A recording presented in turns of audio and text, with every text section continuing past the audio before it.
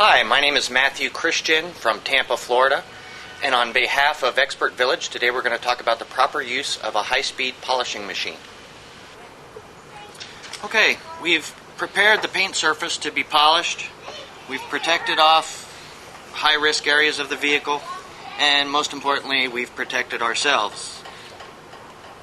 Now we're ready to go ahead and polish. There's a few things to know.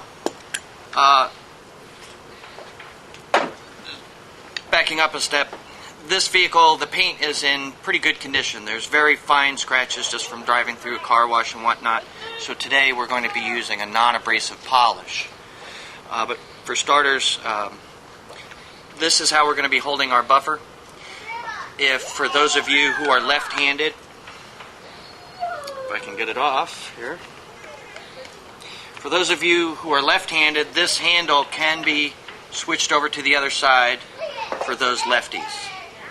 And I'm a right-handed, so we're going to leave the handle on this side. Also, I suggest putting the cord over your shoulder. This will keep the cord off the paint, keep it from scratching, and also keep it out of the way of the buffing pad.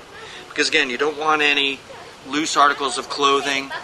I've seen people wearing headphones, buffing their vehicle. They've got their Walkman here, and the cord to the headphones got wound up into the buffing machine, and next thing I know, they're up like this, getting choked by a buffer. So, safety in mind.